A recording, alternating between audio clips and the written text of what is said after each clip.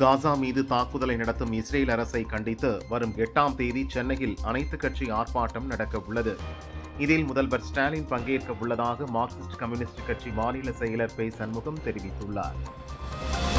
கரூரில் கூடிய கூட்டம் நடிகரை பார்க்க வந்த கூட்டம், திரையரங்கில் முதல் காட்சி பார்க்கக்கூடிய கூட்டம் இப்போது தெருவுக்கு வந்திருக்கிறது என நாம் தமிழர் கட்சி தலைமை ஒருங்கிணைப்பாளர் சீமான் விமர்சித்தார்.